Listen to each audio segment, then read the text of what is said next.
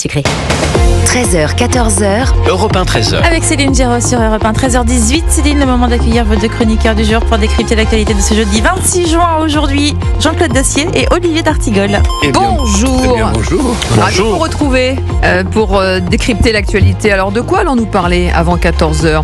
Interdire les mariages aux personnes visées par des OQTF. Éric Ciotti veut profiter de sa niche parlementaire à l'Assemblée nationale pour briser ce tabou. Invité de la grande interview Europe 1 CNews ce matin, Jérôme Guedj répond à Jean-Luc Mélenchon et condamne ces gens qui se disent de gauche et qui participent à l'importation du conflit israélo-palestinien. Vous l'avez vu, bien sûr, la dette publique française qui atteint un nouveau record historique.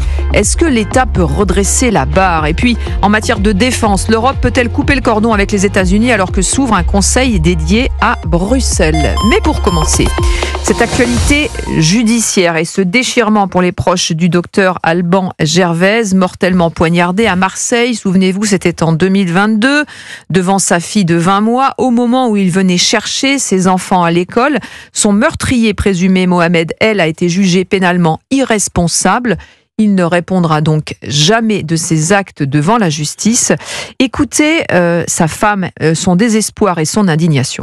Comment expliquer à ses enfants que le meurtrier de son papa ne va pas en prison? Quand je leur en ai parlé, ils m'ont dit mais c'est pas juste en fait, c'est très grave ce qu'il a fait, il faut qu'il ait une grosse punition. Je pense que la confiance en la justice est quand même altérée, pas uniquement à cause de notre affaire. On est tellement traumatisé par l'agression en elle-même que la mort d'Alban arrive presque ensuite en fait. Ce qui est encore plus dur probablement, et pour mes enfants et pour moi, c'est ce qu'il a subi avant de mourir. On est aussi condamné finalement à avoir peur tous les jours de voir que Mohamed El, âgé de tel âge, qui avait tué Alban Gervaise en 2022 d'une dizaine de coups de couteau devant l'école Sévigné, est passé à l'acte de nouveau. Voilà la femme d'Alban Gervaise au Figaro TV.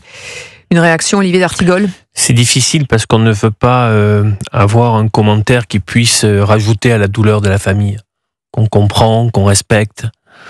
La justice ne juge pas les fous. C'est un gain de civilisation par le passé. Qui est fou, c'est le problème.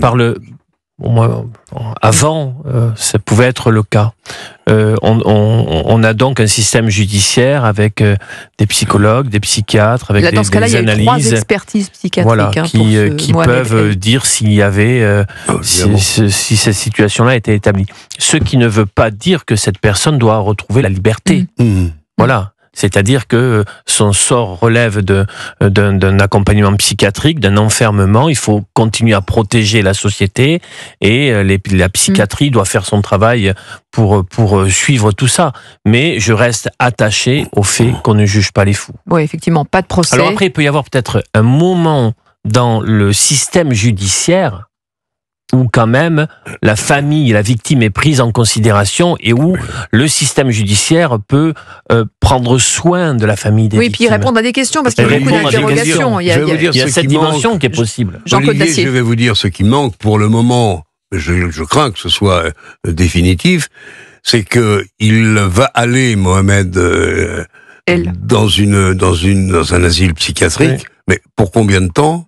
Ce n'est pas dit. C'est ça qui manque.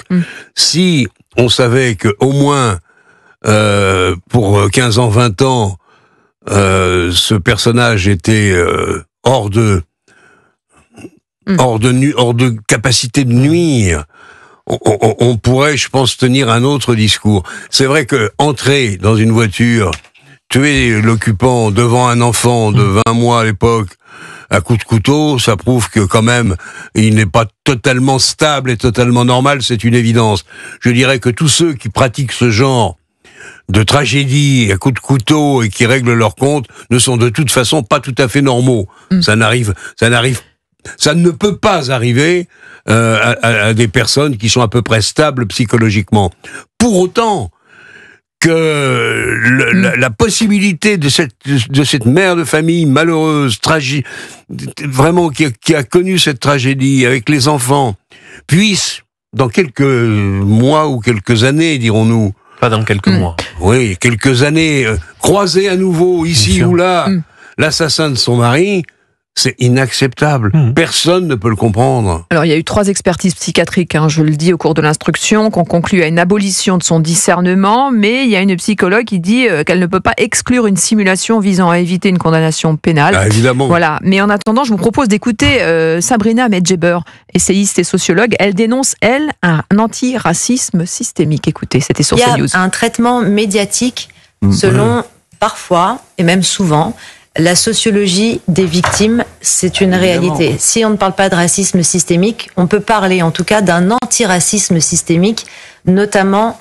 dans certains médias, et plutôt à gauche. Pourquoi ? Parce que certaines victimes ne rentrent pas dans la dramaturgie des oppressions légitimes. Pourquoi ? Parce que l'indiquer, les faire valoir au même titre que les autres, je prends par exemple Enzo versus Naël, eh bien c'est faire vaciller tout un système bâti sur l'asymétrie victimaire, dans le sens où il y a des bonnes victimes, des bons bourreaux, des mauvaises victimes.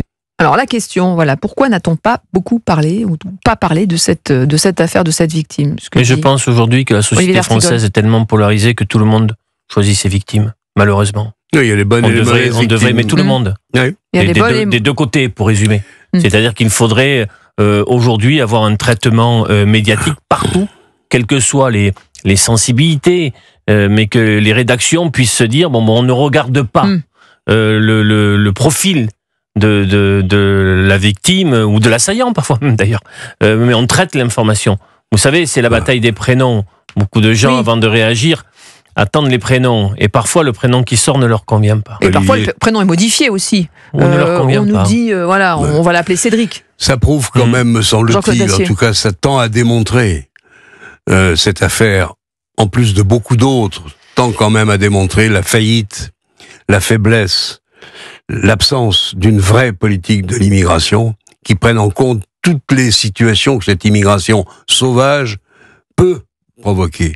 Et c'est vrai que Sandra a raison, ce qu'on vient d'entendre là. Sabrina Il y a Medjeber. une espèce de, je dirais, d'antiracisme systémique qui est que les migrants ou enfants de migrants ou qui viennent d'arriver sur le territoire national, qui n'auraient a priori rien à y faire, je dirais pas bénéficient d'un espèce d'avantage, d'une situation qui les privilégie. Non, sûrement sont pas. Les privilégiés, non. Mais néanmoins, on le voit là quand même.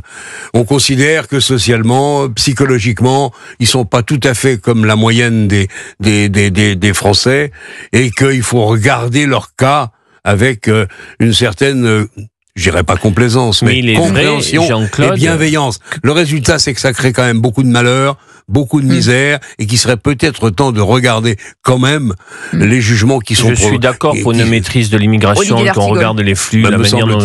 Bien sûr, mais il est évident que des personnes qui vivent ces chemins de migration sont confrontées à des réalités humaines, à des expériences que nous n'avons pas, nous, et qui peuvent donc arriver, qui sont déjà dans une situation de très grande fragilité psychologique et psychiatrique. C'est pas de la faute de cette famille. Je fais juste un constat là-dessus.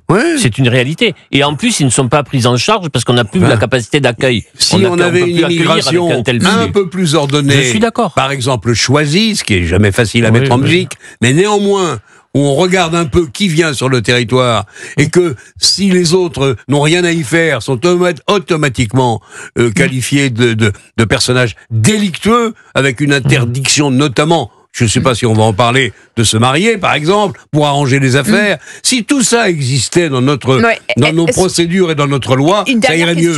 Est-ce que selon vous, l'avis des experts de psychiatrie devait être consultatif et non pas décisionnaire, contraignant? Dans ces cas de figure. Moi, on pourrait peut-être changer cela. Si la science psychiatrique était comme toutes les autres sciences, c'est-à-dire appuyée sur des faits, on fait recul, ça serait plus facile, mais c'est pas le cas. On fait un recul prodigieux, sinon on retourne au Moyen-Âge et on peut donc écarteler tout le monde. Il y a tout simplement qu'il y a une naissance humaine, on peut dire notamment que sur les profils. C'est pas ce que j'ai dit. J'ai demandé si ça pouvait être consultatif, parce que parfois il y a eu 3 expertises qui n'excluent pas une bouffée délirante et que il y a une simulation pour éviter le pénal de la part de cet agresseur. La justice reste une justice humaine. Elle peut aussi se tromper. Oui. Et La c'est justice peut catastrophique. certes Mais se ça restera tromper. une justice humaine. Tu as raison, Et- elle peut et se il tromper, mais il faut peut-être davantage que nous le faisons penser aux victimes. Mais en tout cas, encore Et une fois. deuxièmement encore, ce qui manque dans le cas précis qui nous occupe là, c'est qu'il part en asile psychiatrique. Oui, il il va ne sait pas pas combien de sortir, temps Après il va avoir y passé rester. 3 mois à la prison des Baumettes. Mais il va Combien de passer- temps y restera-t-il? Personne ne le sait. Allez, 13h28, merci les amis, on reste ensemble dans quelques instants. On va parler de cette niche parlementaire pour Éric Ciotti et ses députés de l'UDR qui veut profiter de cette niche justement pour interdire les mariages aux personnes visées par des OQTF. Voilà, il veut briser ce tabou, on va en parler, à tout de suite. Europe 1, 13h la suite, c'est dans un instant, 13h, 14h, vous écoutez Céline Géraud sur